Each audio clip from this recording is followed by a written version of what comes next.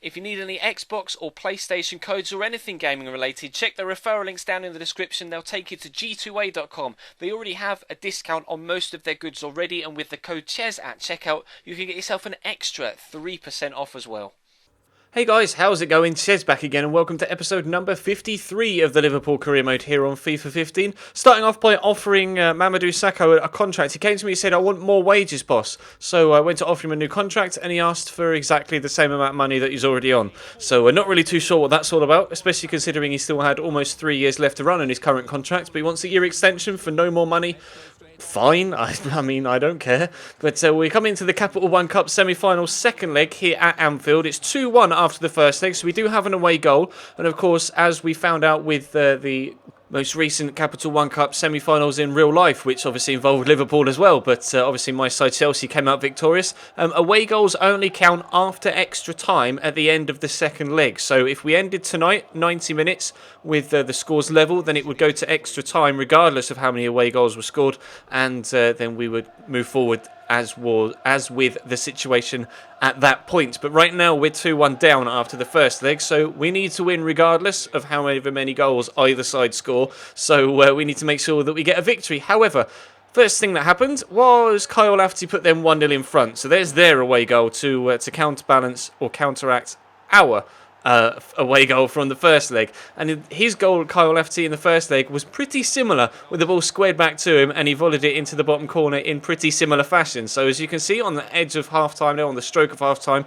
Morgan Schneiderlin nicks the ball off them in the midfield, plays it through to Heung-min Son. Obviously, despite having a 5-star weak foot, I'm always going to try and get it onto his stronger left if I can. I did so there and it paid dividends. Eventually, he will pick the ball up and try and rush it back to the centre spot, because of course we are currently still behind on aggregate 3-2 as it's 1-1 on the night. So into the second half we go, trying to get myself back on level terms on aggregate by going in front on the night. Schneiderlin involved again, sets it up for Manquillo, decided why the hell not, and that's why the hell not. Cracking goal from Manquillo. We scored a goal like that in the career mode Road to Glory quite recently with a defender, and this time we've done it again. It's Manquillo, the right back, doesn't score too many goals for us, doesn't play too many games for us, more to the point, at right back in the rotation side. Occasionally I play John Flanagan there as well, but proving that he perhaps could be worth a start in the first team maybe, because we haven't seen Danilo do that for us this year, and he is a very, very good right back. But Heung-min Son is going to slot through Isco here, through 1-on-1. It's 3-3 on aggregate, but now it's 3-1 on the night and 4-3 on aggregate as Isco scores his first goal for the club.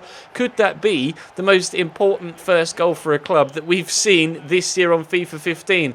Turning it around the goalkeeper into the bottom corner. Isco's first goal for Liverpool puts us 3-1 and 4-3 up in the Capital One Cup semi-final second legs. However, a wonderful first touch by Neil there. Works it nicely to Van Wolfswinkel. He tries the shot and Rudiger just gives him a little nudge. He goes down, the referee points to the spot. Now the player had already gotten his shot off by the time that Antonio Rudiger got to him. You see from the replay, the guy has his shot there, swings and misses the ball, then Rudiger gets to him, knocks him over. Referee deems it a foul despite the fact that the ball is gone, and gives them a penalty. So it's now 3-2 on the night and 4-4 on aggregate. But as we say, and as we found out recently in real life, away goals don't come into account until after extra time. So we've got still 10 minutes, as you can see here, to try and get ourselves a winner outright if we possibly can. Otherwise, we'll go into the extra 30 minutes. Heung-min Son with a decent snapshot on his left. Perhaps I had enough time and space there to bring that down. I'm not entirely too sure.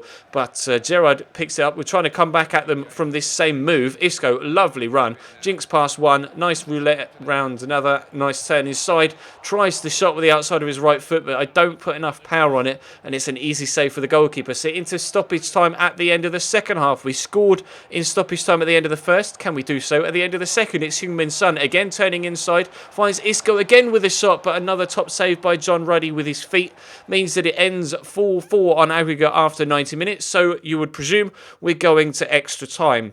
However, I was presented with the option to advance, not to restart the match, and it seems FIFA isn't realistic in the sense that it doesn't away goals don't count until after extra time. Apparently, they count at the end of 90 minutes. So we're out of the Capital One Cup semi-final out of the Capital One Cup at the semi-final stage on away goals to Norwich, despite the fact that if it were realistic, we would have gone to extra time there and had another 30 minutes to score ourselves a winner, which, as you could see by the amount of chances we were having, was on its way. So really disappointed to be out of that competition. Of course, we won that cup last year. It was our first trophy here at Liverpool, and I'm bitterly disappointed not to have been able to retain it. But weirdly enough, the next game is an FA Cup fourth round tie against Norwich at Anfield again. This time, though, despite it still being a night game, it's actually dry, so it's not raining, so at least the conditions are a little bit better.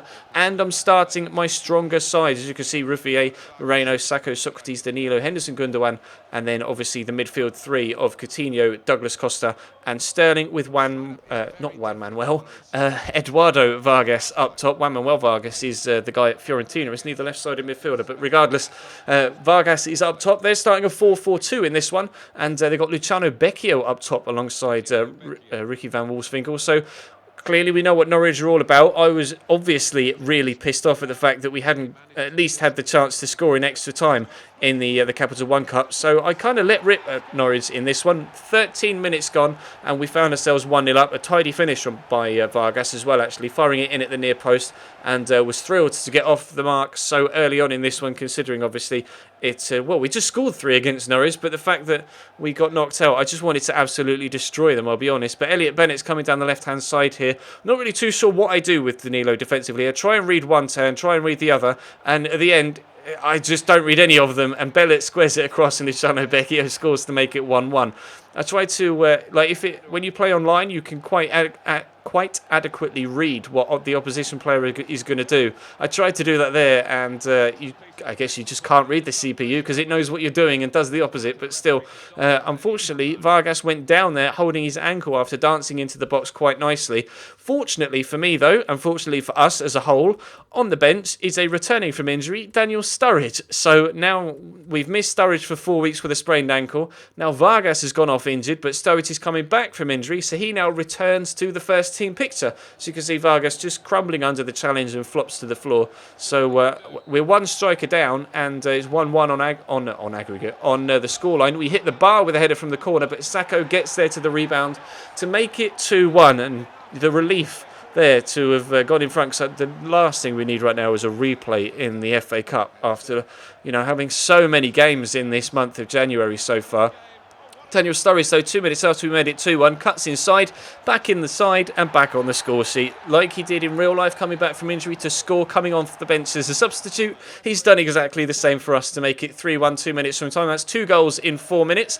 Then they're trying to get themselves a second here, or a second for them here, as you can see from the corner. But their goalkeeper is out. He was up for the corner, so Sturridge receives the pass here. And I'm just going to run it all the way into the net. Dominguez doesn't have the pace to cope with Studs. And then I do eventually shoot once I'm half a yard out, just to make sure. So Sturridge comes off the bench and scores 2 goals in 4 minutes to score us 3 goals in the space of 6 minutes to give us a 4-1 win against Norwich City, which was deserved, but we deserved the win. Well, we did get the win technically, but we deserved the chance to get a bigger win in the Capital One Cup. Unfortunately, though, it didn't happen, so we have to come back to league action now for the next episode, and hopefully we can continue now with Daniel Sturridge up top, whilst Eduardo Vargas is out for 4 weeks with a sprained ankle. Something about ankle injuries this year on FIFA 15 that really doesn't like me, does it? We had 3 broken ankles at one time in the career mode Road to Glory. Now Daniel Sturridge is back from a sprained ankle, and Eduardo Vargas is out with a sprained ankle. So as you can see, we're in transfer deadline day. Not really too much happened with me. I haven't got too much money left, but as you can see, there were some big deals done. We're only in the second season, only 18 months after the start of any career mode save, and Aguero has now moved from City to Bayern Munich for 50 million, and then from Bayern Munich to Real Madrid for 50 million, and Hazard has gone from Chelsea to Bayern Munich for 45 million. We were the other largest transfer fee in this particular window, with the move for Isco at 25 plus Divock Origi, of course, so perhaps around about 32, 30, £3 million worth of transfer fee involved there, but 25 million was the actual cash transfer, so that's why it only says 25. So as you can see, I will have been scrolling through on your screen the transfers for all of the various different sides. Feel free to pause at any point if you want to see what any particular club has done. But the big transfers: Aguero, Bayern to Real, and Hazard from Chelsea to Bayern Munich. So they're weakened now, Chelsea, because they haven't, as far as I'm aware, brought anyone else in to replace Hazard. So for the rest of this second season, they will be their best player down. So hopefully that means that there won't be too much of an issue in the Barclays Premier League. They are currently 5th, but we are currently top. Still 5 points clear with a game in hand now. But as you can see, Arsenal also have a game in hand, but they're a further 4 points back. So if we win that game in hand, I'm not too sure who it's against, mind. It could be against Arsenal or Man United or Spurs.